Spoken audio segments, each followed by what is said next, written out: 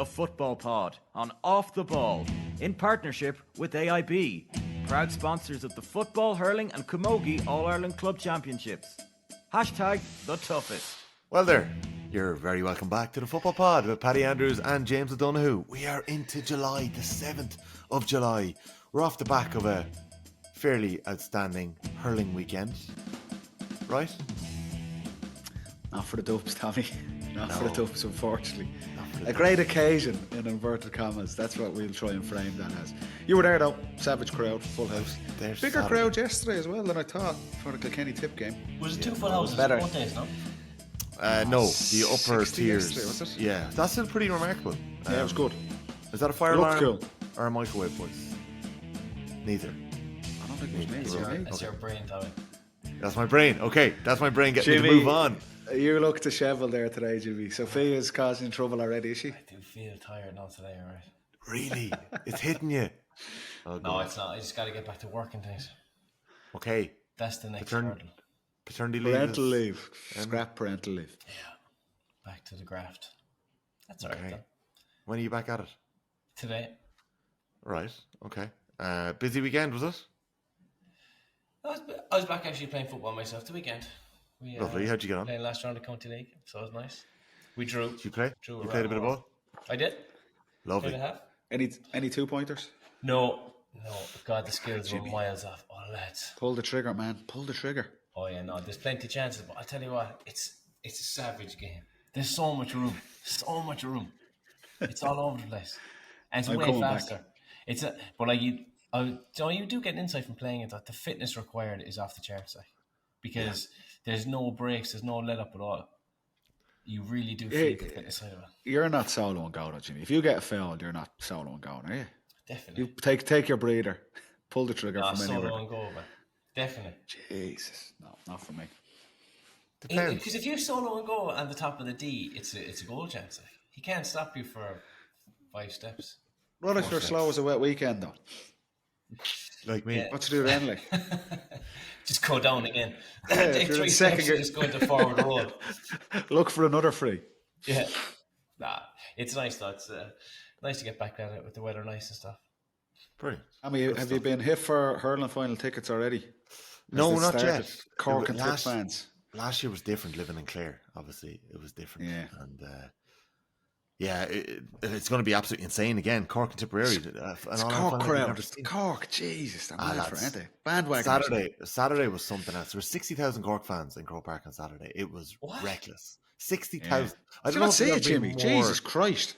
I thought the Dubs would bring at least half. No? Yeah. No. Probably not as big a Jesus. turnout as you would have expected. Saturday night, good weather. Yeah. It's a tough day for the Dubs, though. Cork were The Dubs. serious, though. Jesus. I'll tell you what, you'll have nobody turning up to Dublin matches in a couple of years' time. The slide has started. You reckon football-wise too? The You reckon football-wise too? The whole thing. There'll be more seagulls inside in Croke Park for Dublin games and Dublin supporters in about 2 years' time. Look at the two of you on your high fucking horses. I look forward to Tyrone and Donegal victories this weekend. A nice Ulster All-Ireland final would be lovely. Yeah. Could be. James, it was a busy weekend in Killarney, I'd say. We got a tweet last night, Daniel Costello.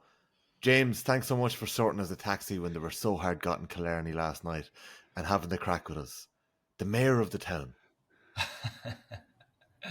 No, he's on the way Fair. home. I met the lads. That was nice, yeah. Oh, It's fair been I used to be a walker home, but now obviously You're a times bit, have changed. I'm out of town. The long walk. Your inkle long coming. walk to Newcastle West. Yeah. That's Some The mileage. mileage. What would be that? the kilometres from Killarney to Newcastle West? That's some walking. You've only little legs as well. 200, Like. is it? But sure, Abbeyfield is in the way. So you're always getting knocked up on Abbeyfield. Yeah. That was only Go on. part one of the tweet. We then saw Tommy Rooney at a bar in Bunratty on Sunday. The only one we didn't see was Paddy, unfortunately. So they nearly got the triumvirate of the football all pod in you one lads weekend. do is just go on the piss at the weekend. Like, Jesus Christ, some I was boys at a are christening. hilarious. I was at a christening after our league final with Cratlow. One of the boys Did you win it?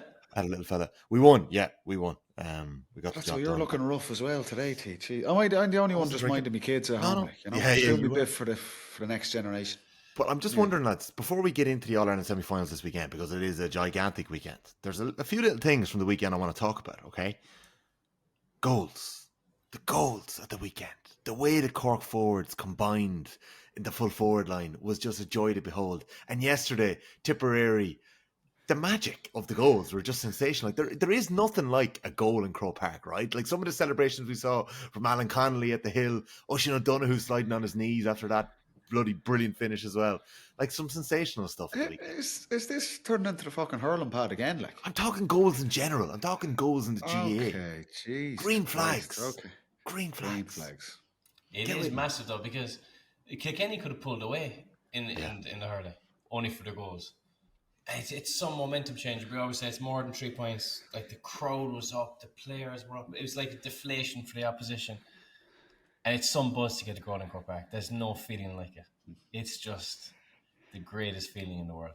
You both done it. I didn't do as much as Jimmy. But Paddy Andrews, you've done it. You've curled a beauty into the top corner in front of the hill and did your little celebration walking away against Westmeath. 40-point victory. Jimmy, you scored 2 against us in the All-Ireland semi-final into the hill. So I'd say that was a bit better buzz now. But no, they are key. And the big thing, and obviously the rules potentially bringing in a 4-point goal at the start of the year, and that was rolled back on. We've seen the momentum swing. The 2-pointers have probably been the story of the championship this season. And we're going to see it again this weekend. You look at the 4 teams this weekend. The 2-pointers have been such a weapon for them as well. Kerry the last day in particular. But you're right, you nick a couple of goals here. It's class. They're big momentum swingers. Even with the 2-pointers, they're still a huge part of the game. So, teams. Do you reckon there'll be a big story from the weekend? Yeah. But do you reckon? And we're not saying change rules, but do you reckon the 4-pointer would have changed the way teams approach the goals if it was 4 points? Do you think it would make that much of a difference? The whole thing, remember, Jim Gavin was like, if you bring in the 2-pointer is linked really to a 4-point goal. That's what he was like. If we're doing this, then you should keep. That's why it's brought in. It made more sense. So, I don't think. I think the FRC rules, they've been such a success. Obviously, they made a couple of tweaks around it, like the kick-out thing and the 50-meter penalties and all that. I think these rules are pretty set. I don't think they go down the 4-point rule again for the 2026 season. Just from even the Kerry Armagh game and even the Meath game as well in the quarterfinals, the amount of space in there. And if you have someone like Jordan Morris or even like Clifford, if he does decide that maybe going for goals is the way forward, like there's chances there. There's chances there. And I said it before, I think that it's going to take a couple of months and years even for people to really start understanding the opportunities there, the way you can express yourself slightly differently. And it might take a year or two, but like there's goals out there to be got. It's impossible to defend. It's impossible. When you've no help and you know the ball is coming in and it's top of the ground stuff, a beautiful day in Croke Park, it's so hard to defend. So hopefully this weekend. Do you think, Jimmy, Kerry hit 32 points against Armagh and didn't need to darken the door of the goal? They had that run of 14 points in a row. If the 4-point rule was in, would they try and force things a bit more? Would they have changed their approach? Or to be fair, if you kick 32 points, you're usually going to be all right. But would they have changed? Would they have tried to keep Clifford in? Don't mind the 2 points. You stay in on the square. He had a hat-trick the week before. Yeah, I think it does depend on how the opposition defends as well, because Armagh defended such in that term we hear, the low block. Like they brought players way inside the arc and just left Shawnee free on top of the D to kick 2-pointers as he liked. So if another team defends the arc a bit higher, which I think Tyrone will do this weekend, you are leaving more space in around the back for maybe a dummy or a pass over the top or a little dink into full forward line, like Michael Murphy was brilliant at in the quarterfinal, even for when he set up the goal for Langan. That little 1-2 and the edge is open. So it just depends on how a team defends, I think. And you have to have enough tools to be able to cause teams problems however they defend. Isn't that part of the crux for Tyrone this weekend now? That their last day out, Dublin don't have a 2-point threat. They were more than happy to sit back and allow Dublin to do a passive lateral play in front of them in the second half, whereas Shawnee Shea was throwing a spanner in the works with that. Who stand off him? Yeah. Like Clifford, who goes on Clifford? Michael McKiernan is a big loss in a game like this. Like, who do Tyrone have to kind of go with him? But Paddy, I was thinking different questions are going to be asked at Tyrone setup than were in the Dublin game. They're playing a better team. That's But the nature if of I it. was Shawnee Shea in the first half, I'd have been insulted the way that Armagh didn't bother with him. There's a bit of complacency from Armada, wasn't there? Like that Johnny hadn't been at his peak, obviously. He hadn't been. Was there a bit of, be interesting to hear maybe if he spoke to the Armada players, was he on the radar as much as maybe Shawnee from 2 or 3 years ago? You know, where we would have played, that Kerry team was like, someone needs to be on this guy. John Small needs to be all over this fella. Whereas obviously the injuries and he hadn't been in top form. Was there a bit of Armagh kind of taking their eye off the ball a bit? And it was inexplicable that they did it for the whole 70 minutes and the guy kicks 10 points from play. They did, I think they did tag him a little bit in the second half. They did tag him in the second half, but he was just too hot. It was too late. The horse had bolted The horse had bolted by that stage. Yeah, he had 8. He had 8. Come on. But under the old rules, Tom, do you remember teams used to cheat off either 10 or 12? Yes. That was it. That was the way it was. Yeah. And they'd Seesaw. maybe get their own 10 and 12 back to cover that spot. And if you were the one who was cheated off, you wouldn't sleep that night. You'd be like, let him have it. Let him have it. Let him have it. If you ever heard that, there was 2. Let him have it. When you're defending, it was like, go at him. Go at that fella. It's like, man, you guys think so little of me. Yeah, that is exactly it. I've been that soldier. Now, if you're cheating off someone, I mean, what are you doing? If he has a boot on him, like Shawnee has the best boot, unforgivable, maybe in the country. Like to stand off him, I thought it was. Looking back now, it was a bad call. I ain't gonna get that space on Saturday. No, I think Tyrone will go absolutely welded onto him. They'll have a special plan for Clifford, and we'll see then. What if Kerry can keep chipping away, and then game open up second half. The great battle of Conor Moyler and Paddy Clifford a couple of years ago. Moyler wins an All-Star, obviously Tyrone win the All-Ireland. They have a bit of history. And Moyler's only back from, we spoke with a couple of weeks. It was great to see him back after horrific injury was. Does Jack go with Paddy from the start? You could have. I'm all for impact subs and all that stuff, but Paddy Clifford, I'm heading to Tralee shortly. Jack is doing a press. He'll tell you definitely. What I'd be asking him is, gives her 1 to 15 there, Jack. Yeah, no problem. Thanks. Cheers, Jack. Jack lingers at half time on the sideline with Paddy. Were you there with me, Paddy? Yeah, we were watching it. He was doing his warm up basically. You knew he was coming on at half time. I wonder what he said to him. Like, apart from you're coming on, but I wonder what he said. But like, we watched Paddy, and I have a video of him. He's very ginger in the warm up. Like, he's not. Was it?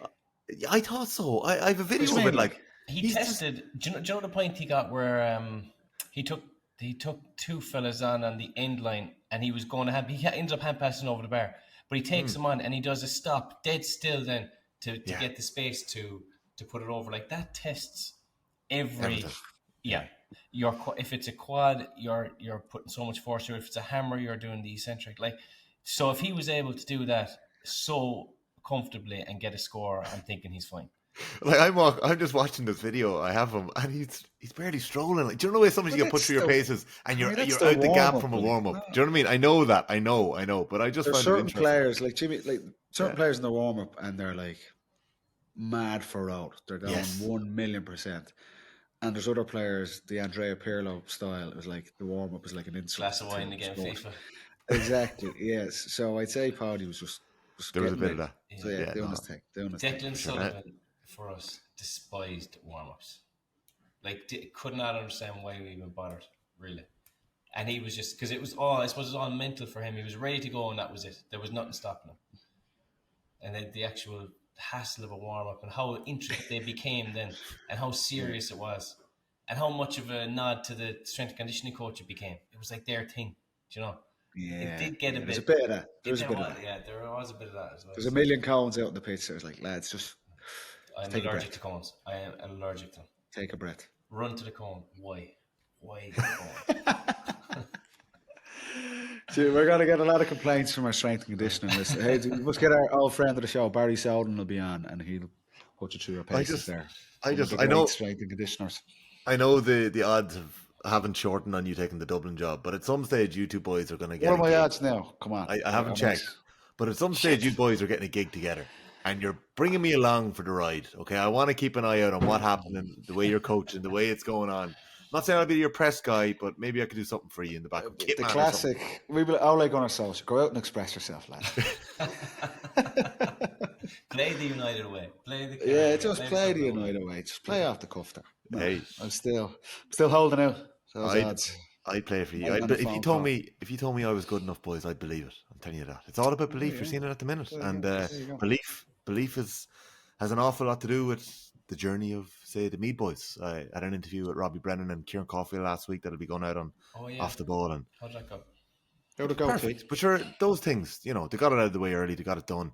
They're in good form. And you can tell there's a good camaraderie there, and they're just loving the bubble that they're in at the minute with the county absolutely on fire around them. So it's exciting for Meath, and they're up against now a big challenge against Donegal on the Sunday. I say Meath are going to have a pretty ridiculous support there. I know it's been a pretty severe couple of weeks on Donegal supporters travelling around the country following the team. They've had a lot of games. What's the jersey situation for the game? Oh, I heard this one. They both change, will they?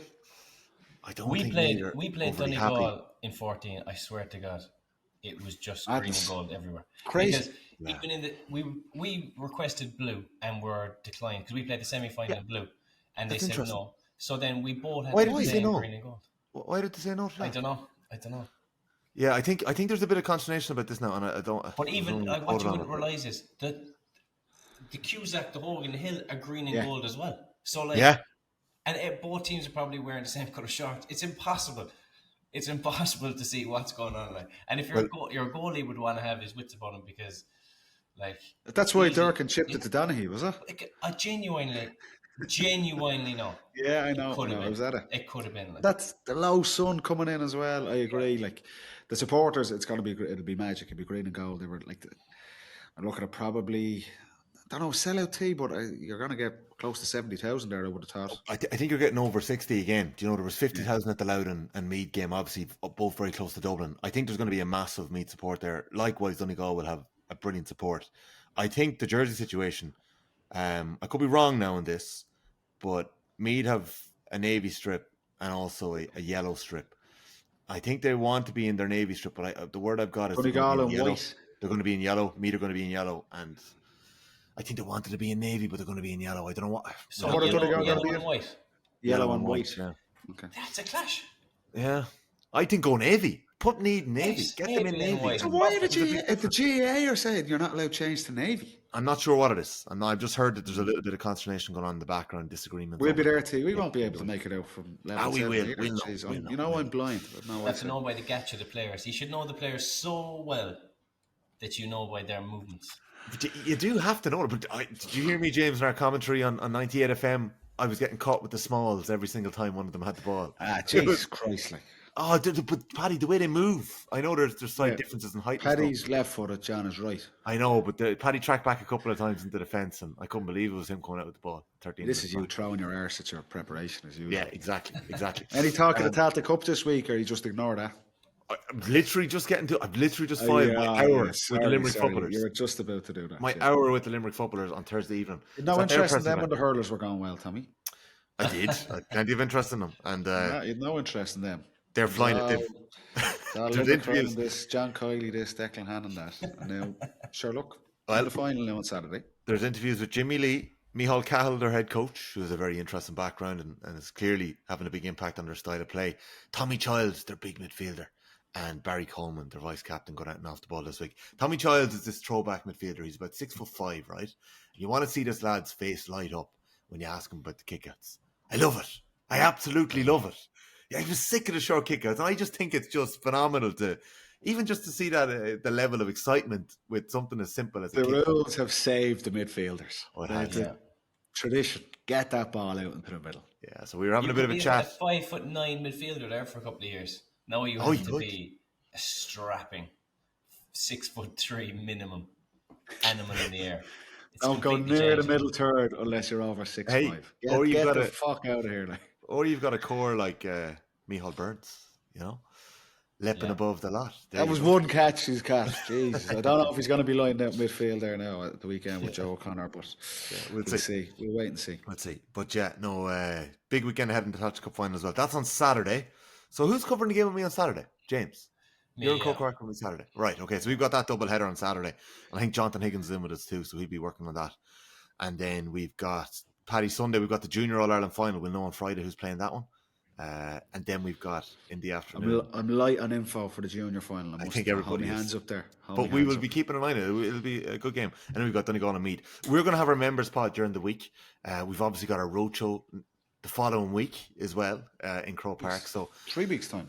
put a lot of bat signals out already, boys. You know, no idea where we're going to end up, but I'm doing a little bit of work in the background. So you boys will be pleasantly surprised with hopefully who we end up with. Yeah, I've got Post show. I'm expecting you to deliver here now because this could be the greatest yet. It has to be. Yeah. We're going to have a little table in the corner with members of the FRC just chipping in with some bits and pieces as well.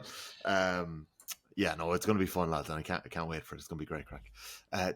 On Wednesday, I think we're going to properly go through the matchups from both teams and what way you think both games are going to go. But is it fair to say in the Donegal-Meath game, Meath have a fair job to do on Michael Murphy, and Sean Rafferty, their number 3, who's caught the eye throughout this year, is going to end up marking him, definitely in the full forward line. I don't know whether it'll be a different story if Murphy drifts out, but that's going to be a key matchup this week. But that is the crux of it. If Murphy takes Rafferty out the field, how comfortable will Rafferty be? Because he has been absolutely awesome in the full back line. I know he came out the field a little bit. Came in as a 6 originally, James. Yeah. Like he's played 6 a lot, but he's been brilliant. He has been brilliant. I know he came out the field against Galway and made a couple of interceptions and tackles. They were phenomenal. But like Murphy's so smart and so experienced that he'll know if one avenue isn't the right one, and he'll poke Rafferty a different way, or he'll suss him out somewhere else. Like Rafferty will be tested here. There's no doubt about it. Like Murphy is one of the best in the business. So cute and smart. And even the way he played last week, I thought was brilliant. Like he played inside for a lot of it. He was making short 10-15 meter bursts for the ball, like it was 15 years ago, and great hands, dishing off, unselfish, kicking. Was a little bit rusty, obviously, maybe a bit of fatigue in the body. First half, second half. He needs to be nailed down because he is the inspirational leader. There's no doubt about that. If you get on top of Murphy, even a turnover or two, maybe force him into a few mistakes, the Meath crowd will love it. The Meath players will love it. It does galvanise you if you force them into a few mistakes. So that matchup is absolutely key. The big thing with this, and I think Chris McKay spoke about this, might have been on GA Social earlier in the year with the lads, that how fluid the game is, and man-to-man marking has gone out of Gaelic football. It's not a big a deal as it was previously. The game is just so fluid. Teams are up and down the pitch, and players are transitioning between positions and things like that. But there are certain players for certain teams, like you said it there, if Rafferty picks him up and then Murphy drifts out, which we know he will, and Rafferty goes, well, I'm not going to go out there with him, Murphy gets lost in the ether of the game. And he's too smart and too crafty. Donegal will find him, and he gets in the pockets. And all of a sudden, he's not out the pitch. He's not inside. Who's picking him up? He's too influential for me to let off the hook. Like, he's drifting out to get on the ball. So these smart players do. Where's the space? Waiting for the opponents to switch off. There are certain players in the game that you have to latch onto no matter where they go. Old school, like absolute. If he goes into the Jacks, I'm going in there with him. And you look back, Brendan Rodgers did a brilliant job in the Ulster final a couple of years ago for Derry, and Derry actually win it in extra time, and he goes man-to-man on Murphy, whether he's inside or whether he's out in midfield or not. Meath, I know it can mess up defensive structure, and coaches go, well, look, smart players will drag you out of position and all that type. And that is true, but there are certain players who you just have to make exceptions for. And Michael Murphy, in his form with Donegal and his role on that team this year, is one of those guys. So Meath need to have a plan for that. And I'm sure Robbie Brennan will have a plan for that. We've got to shut him out of the game, no matter where he goes. No matter where he goes. And if it leaves a hole in the defence for someone else, well, we've just got to be aware of that and deal with that. And it might be a thing where Oisin Gallen has a bit of a field day here because even more space is going to be created. But I think Murphy's that critical. Meath have got to be on him everywhere. Can I hop in on there in 2 points? Because I think you're right. I think Meath, when they allowed Samuel Roy to drift in the Leinster final, and Samuel Roy got 57 or so touches of the ball, I think they may have learned their lesson on that one, right? And I think you're spot on, Paddy. And if they haven't learned their lesson, that's a big worry. But I think that's That stands out. And Robbie Brennan spoke about learning lessons from the Leinster final. I'm sure that was one. He did. Brilliant insight into how he's operating and what he's thinking about. The other one is, and this is the one I'd have a question, is how you deal with Murphy in the air. Mulroney, when he stepped in for Patton, obviously hit a lot at him, and Peter Tague did a brilliant job for Tyrone, jumping in and physically kind of outmatching Murphy late on in a couple of late kickouts. But Patton as well, they have their direct kickouts to Murphy that they just cause so much damage off them. But the biggest damage is usually the Donegal runners flooding off his shoulder for those flick-ons. So I suppose it can be stopped at source, and it can also be stopped around that as well. Well, I mean, you see, once the kick-out is out there, it takes on a life of its own, because even if referee competes and breaks it, if Donegal have their men in the right areas around the break, they're going to win it and they're gone. So it just depends on what your setup is around them. Like, it's not just who's competing in the air. It really does matter about where you put your bodies around the break and who's probably got the better positioning and got the more pace. Like, I don't think that Meath are going to be cut out where Murphy's catching 5 or 6 kickouts. Like, Meath are one of the strongest teams aerially. Like, they really are. And I said it last week, Robbie Brennan, he's done a lot of work on those kickouts. He's said it in every interview. We've been working on kickouts. The kickouts is such a fundamental part of the game. So I don't think that Murphy's going to be lording kickouts constantly. But I think that Meath definitely have to be aware of those breaking balls, because Donegal will go for the juggler with them. Well, Meath on the ground have been very, very good. And you mentioned Robbie Brennan. I'm sure Conor Gillespie is having a big impact as a coach on that as well. But on the ground, Meath have been aggressive and on the ground as well, which has been big. That's the key. You talk about Murphy catching the ball, or Jason McGee, or Michael Langan catching the ball. It's not the danger with Donegal. It's the second half. Outside of the first score Russian Galligan gets in that semi-final or quarter-final against Monaghan, where there's the Donegal have been using that play for 10 years, tap it down, and it's Ryan McHugh or it's Paddy Morgan or it's Owen Bon Gallagher coming, and they're up the pitch in 5 seconds off a tap down. Meath will be aware of that. And that was the only time Donegal did it in the first half. They were sloppy outside of that, but they got that running game going in the second half. And this is the challenge for Meath, and I know we'll get to maybe more specifics around predictions and where we see the game being won and lost on Wednesday, but Murphy is massive and he needs a specific detail, but it's those threats that Donegal have outside of that. Kieran Thompson's two pointers, Michael Langan, that second half performance, because he's one of the best players in the championship. And when Donegal get that running game going, Kieran Moore, Paddy Morgan, Bon Gallagher, there's a lot of fires this Meath team has to put out. That's what they're going to be preparing. That's what you're backing Robbie Brennan, but it's Donegal have a variety of threats, and that's why they're in the semi-final. That's why they're the Ulster champions. That's why they're one of the favourites for the All-Ireland, because Murphy's the cherry on top, but they've got a hell of a lot of other good stuff as well. Yeah, Conor O'Donnell kicked 4 fine points the last day. Shane O'Donnell was man of the match. Like their threats all over the place. Paddy Mack coming off the bench, they're a good team, Donegal. I wonder, does Jason McGee start this week? He's back in over the last couple of weeks and months, but had a big impact as well. So it's an interesting Jason McGee and Conor Gray head to head. Fucking that has got to be fireworks. I'd be excited to see. I think that Donegal kicked 25 points here regardless. I think that their consistency in attack, they found a way, obviously, of eliminating a lot of the risk of maybe giving the ball away. And was it Ger Brennan was saying their repeat sprintability, or one of those fancy terms? It's relentless. It is relentless. It's constant, just sprinting off the shoulder. If something doesn't work, they're recycling. They'll get a shot off. They will probably kick 25 points again. The only question mark I have on Meath is if they can get to that consistently. I think they're going to need goals. Like, Jordan Morris is going to be nailed down. You'd imagine someone is going to have a job to upset him. Yeah, and it'd probably be a team job as well. They'll all be having probably hands on him or paws on him just to make sure he doesn't have If you look at what McCall does, which we're talking about, like man markers and guys drifting, McCall goes with the man. It doesn't matter where you go on the pitch. He's old school and he's such a weapon for Donegal defensively. If he goes with Morris, then you're looking at who's the Matthew Costello matchup. Does McCall tag Costello? That's the one I'd be interested in. I think Jordan Morris, Tommy, he's kind of he's put a bullseye. This is the beauty of being unbelievable the last day with the challenge as well. You don't want to go too early. You have a bullseye on your back there. And did you see him McGee's tweet?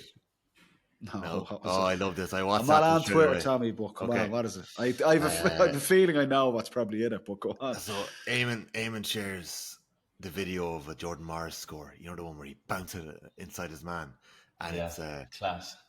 that wee bounce with love heart emoji eyes. Could you just imagine the analysis that's been done in the Donegal dressing room of that bounce? Do you know, McGee building them up there is in that beautiful bounce. Could you imagine what the gruesome twosome Neil and Eamon would be doing if they were facing the Meath attack this week? They'd be figuring out every single bit about them this week. So I That's think the challenge, Tommy. testing. That's the levels, and Jordan sure. Morris has shown he's good enough. So yeah, he definitely has all the skills. I reckon they'll physically put it on him here because, like, when you have a fella like that who loves taking the ball into contact, who will risk being turned over, he'll take you on and he'll go at 2 or 3 fellas.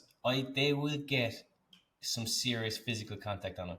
So if I was Morris, I'd be thinking maybe the first few balls, give it, go again, kind of take out the chance of them to get hands on you too early. Just get it out of contact, give and go, and kind of stay on the periphery maybe. Don't take them on too early. And then as the game goes on, the space will open up a bit better because, as you said, he is going to be the focal point of team meeting. Lads, we can't let this fella beat us. So, just kind of play it cute the first 10 or 15, I reckon. interesting. Okay. Okay, I'm going to take a quick break on the Football Pod, brought to you every week with thanks to AIB, proud sponsors of the Senior Football Championship. Check out #TheToughest for more. We're back in a minute. I want to just get your thoughts on the minor All-Ireland final. That was really 2 brilliant teams going at it. And then a bit more on Kerry Tyrone before we press pause before our member spot. Back in a moment.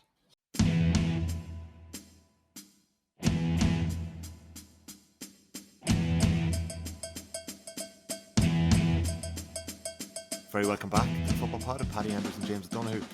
James, the Kerry and Tyrone minors played out a thrilling game yesterday. I think Kerry, the league kind of flip-flopped a few times and you could see the character of both sides. A lot of great young fellas there, and both management teams afterwards came across the top very well in Peter Carroll and the interviews. Tyrone pip it in the end. A late score by Dermot Martin, wasn't it? That just a ball off the post and he just finished off the rebound. But it was a penalty as well by Peter Colton that he roofed into the top corner. Was a big score. Kerry had regained the lead. Ben Kelleher cutting in, nearly got a goal. It comes off, I'd say, the keeper's side and just skims over the bar. And Kerry's late chance just didn't go their way. And Tyrone ended up as All-Ireland champions. So a phenomenal result by Tyrone, who've backed up their minor now with an under-20 as well, a couple of weeks back as well. Back-to-back 20s and a minor. They're on for the treble. I saw Mulligan tweeting yesterday. They are coming big style, aren't they? I mean, the amount of underage fellas they've coming through playing at an unbelievable high level. It's some of the scores they got. And fairness to Kerry, I thought Kerry played well. They were unlucky. Ben Kelleher, Killarney man, he'd be Dr. Crooks, gets a great goal. But Kerry were 2 points up going into injury time, or a point up going into injury time, and end up losing. You know, like that. It's hard to take at times, when you have those defeats. But as I always say, maybe in the long game, some of those players, it might give them an extra bit of fuel to go on and make a serious shot at the 20s and the seniors later on in their careers. So they'll take a lot of pride from their campaign, and they've done a great job. Some brilliant players in that camp. For sure, Paddy. Just on what James was saying there, Niall McCoy crunched the stats. Gaelic Life and an RT Sports journalist. Tyrone in the last 25 years really is something spectacular. 4 All-Ireland Senior Football Championship titles, 6 under-20s or under-21 All-Ireland titles, 5 minor football championship titles. In the That's last 15, 25 years. That's 15 All-Irelands. Century. Listen to this. 15 All-Irelands across those 3 grades in the last 25 years compared to 6 in their history before the year 2000.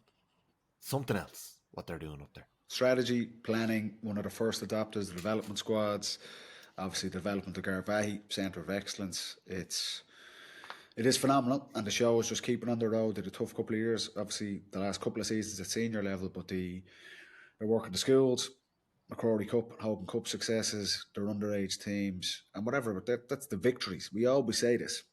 And it's not all just about winning the All-Ireland at those ages. It's competitive every year, picking 2 or 3 players from each squad to come through. It is the template for everyone else. Everyone else. And this year is the latest one where it's a minor and 20 double, and their seniors their show is back on the road at senior level as well. So it's other counties look on enviously, no more so than we own. We need to try and catch up on that side. But I agree with Jimmy, just the quality of play. We said in the 20s final that okay, Loud were well beaten in the end, but they've 4 or 5 serious players who you would expect to form the backbone of their team going forward, whoever it is in charge. And for Kerry, so I was surprised they won those 5 minor All-Irelands in a row. That they probably haven't got as much as they would have hoped out of that.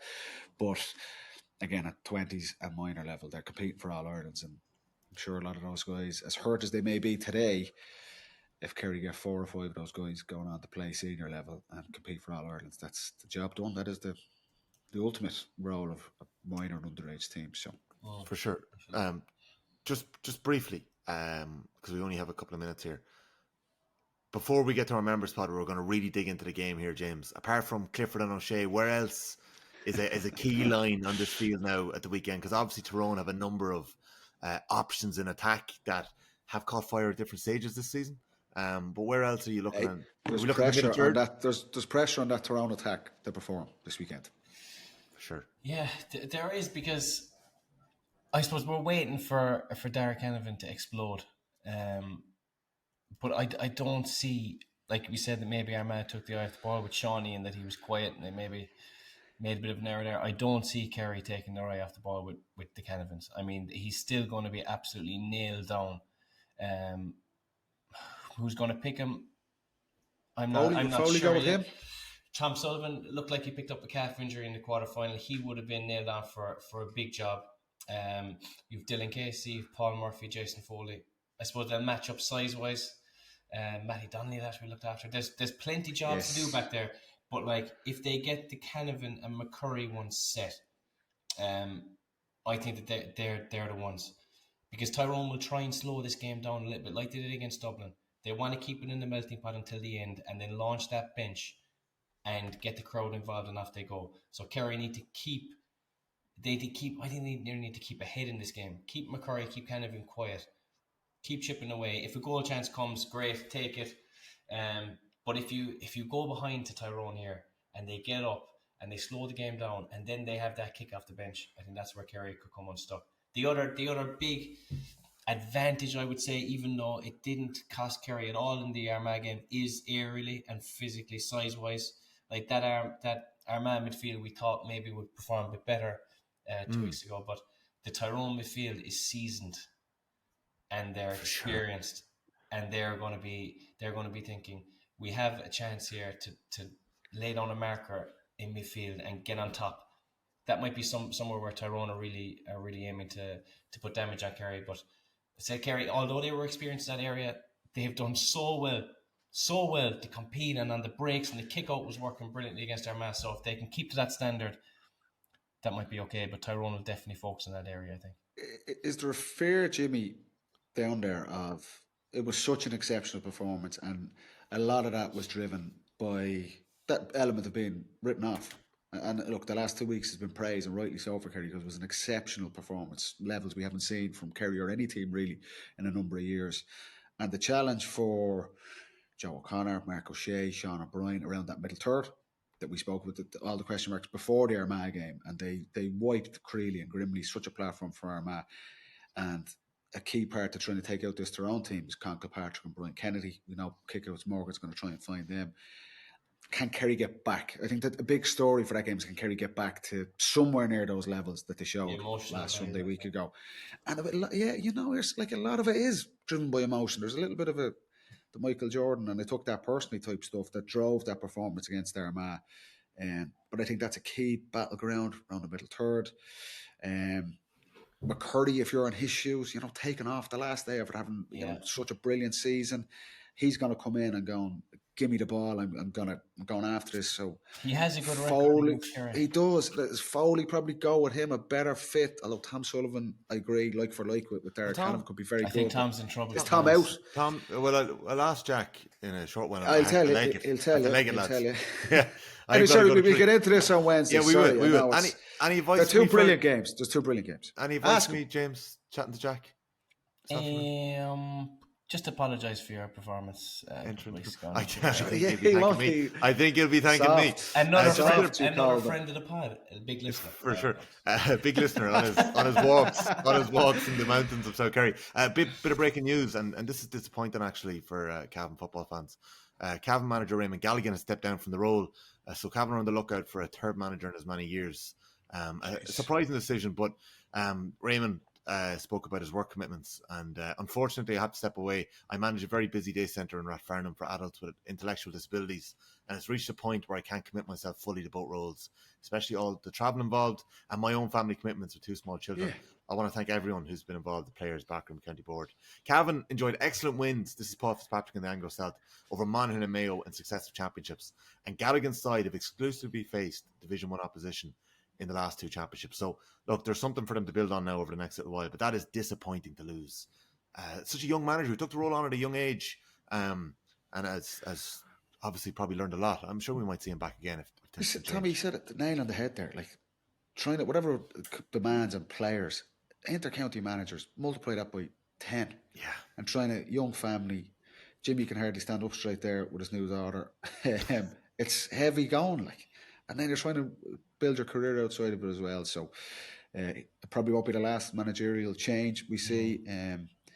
But tough news. I think it was a challenge. Like, what's success for Cavan? You know, and it's, they've had very difficult games, Ulster champion, things like that. That win over Mayo was probably the highlight, but they came up against Kerry in that preliminary quarter final. It was like, there's not a lot they could have changed there to try and change that result. That's just the realities of it. So, yeah, like, it's hard. I think we probably are going to see a lot of 2-year, 3-year max stints because and ideally you probably do want a manager in charge for as long as you can to get the support structures right, for them to learn the job and see what it actually takes. But there's so much that goes into it. 2 or 3 years is probably the shelf life of a manager because it's burnt out. Yeah, for sure. Ask Jack that. Tommy, ask Jack that. How is he still motivated? He's retired. Yeah, it makes a difference now. But he's still mad for road. He still loves it. McGeaney spoke about it last week. Just addiction. Haven't caught it yet, but I noticed James Horan on the Examiner pod this weekend has said that he's no interest in a return to the Mayo job despite the talk. I had to go with that, and I think it's time for Mayo to look at someone different or something different. So we will see what happens in Mayo and plenty of other counties over the next couple of weeks. Paddy Andrews, James O'Donoghue, thanks very much for this Monday pod recording. It'll be out later this evening when I get down to Tralee and chat to Jack O'Connor and edit it before heading back up the road. And I might be in Tyrone tomorrow, actually. Garvahi, there's a presser there, so we'll try and make that happen too. Boys, talk soon. Fair play, T. Doing the mileage.